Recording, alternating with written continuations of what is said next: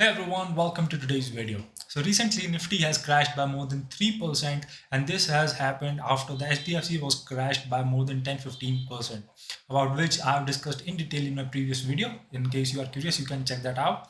And in this video, we'll be talking about why the Nifty has crashed by more than 3% in the recent days. Is the bull run about to end or not? So basically we'll be talking about three main points. Number one, if the bull run is about to end. Second, what was the reason that has caused these kind of crash in the indices? And third, we'll be discussing about what we should be doing with our investments. So let's get into it. So first, if you look at the chart of the Nifty 50, we can clearly see that recently in the last few days, the Nifty has crashed from 22,000 to around 21,000, which is around 3% crash. And this situation is not only with Nifty 50, but with the Nifty Bank, the situation is even worse. We can see the crash is around 7%. So is the bull run is about to end? Before that, we will look into what are the main causes of the bull market and what are the factors that affect the bull market. So I found this article from Investopedia, which discuss about the main points that causes the bull run. So if we look at the main points, the significant points are that the economy is strengthening, the GDP is growing, unemployment is dropping, investors' confidence is climbing over the market, and the IPO activity during the bull market is on increase.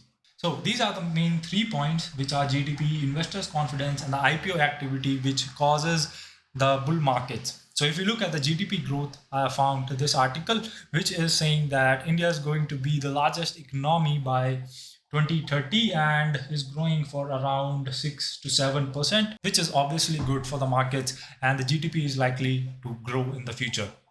Second, the investors' confidence. If you look at the recent years after the COVID period, the bull run has given a significant confidence to the investors to be making money in the equity markets. So this is obviously a green signal for all the investors who came into the markets recently, because they were able to make a lot of money, and this actually gave them the confidence that the money can be created in the equity markets. And if you look at the IPO activity, it is going at a tremendous pace recently. We can see a lots of IPOs going public, companies are going public a lot. So from these factors, we can simply see that the bull market is obviously not about to end, and the COVID-19 crisis is also not following up. It is about to end, and we are not getting a lot of news regarding the COVID and all. And mostly the pandemic is over, and we can see a positive outlook in the future.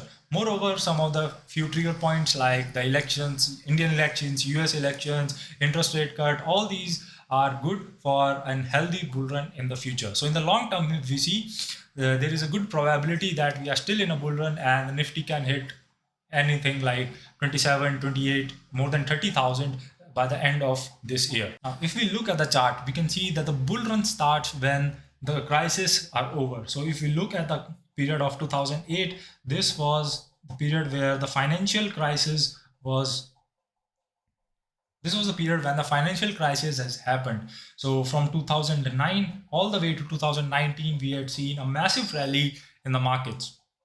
And again in 2019-20, COVID-19 crisis was there, because of which there was a recession. But after that, from 2021 to till now, we are seeing huge rally in the markets.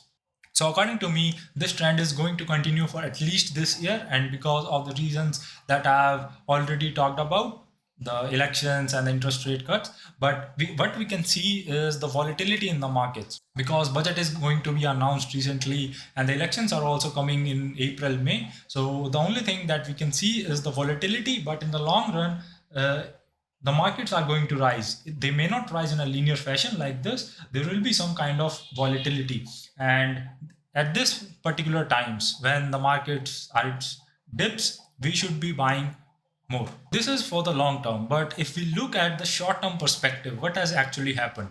So for this, I'll be talking about two main points. First is the company's results. So recently companies has announced their quarterly results. And second, if we'll be talking about the investments by the foreign investors. So if we see the company's results, these results are not great. These results are kind of okay, and for some companies the profits has dropped also. So this is also causing some kind of negative sentiments among the investors. And the second main point that I want to discuss about is the FII that is selling the Indian stock market.